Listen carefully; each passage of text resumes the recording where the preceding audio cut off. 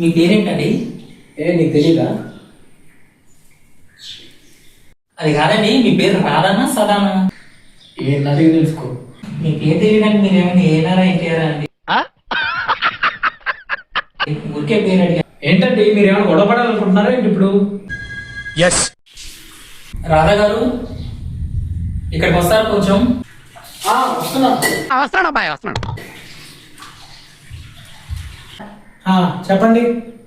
కూర్చోండి, మాట్లాడుకుందాం. కూర్చోపోతే చెప్పరా?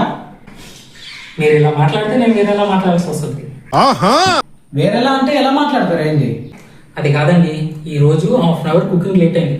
ఈ రోజు ఇలాగైతే ఓకే, కానీ రేపటి నుంచి మాత్రం షెడ్యూల్ మారద్ది. అరగంట అయిందండి వచ్చి, నేను రేషన్ లేదు అక్కడ, నన్నేం చేయమంటారు?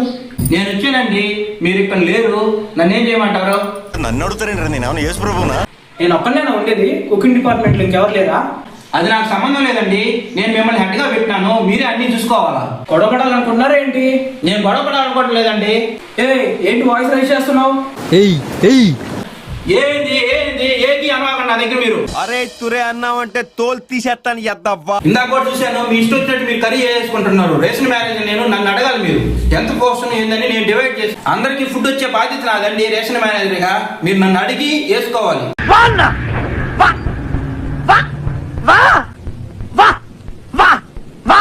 నేను ఇంతే వేసుకున్నా, నాన్నగా నాకు తెలుసు ఎంతమందికి ఎంత వేసుకోవాలని. నోరుంది కదా ఎట్ట పెడితే తెలిస్తే ఇక్కడ ఏం చల్లదు. నేనే ఇక్కడ బంధాలు పెంచుకోవడానికి రాలేదు. మీరందరికి ఈక్వల్ పోర్షన్ డివైడ్ చేయట్లేదు, మీకు నచ్చిన వాళ్ళకి మాత్రం ఎక్కువ వేస్తున్నారు. నాన్న నేనే ఇక్కడికి వచ్చి ఎగరట్లేదు. నానా అని ఎవరన్నారండి? గుమ్మడికాయ దొంగ ఎవరంటే భుజాలు అడుగుకున్నారంట. సారీ అండి, ఇలా ఖర్చు చేస్తుంటే. నేను మిమ్మల్ని చూసి చాలా రొమాంటిక్ అనుకున్నానండి. కోపదారం మీరు కూడా. రొమాంటిక్ నేను కాదండి, మా రాణిగారు. చిచ్చి, మీరు సిగ్గుపడకండి, చచ్చిపోవాలనిపిస్తుంది. లైక్ చేయరమ్మా, షేర్ కొట్టురమ్మా, సబ్స్క్రైబ్ చేయరమ్మా, ఫన్ తో ఎంజాయ్ చేయరమ్మా.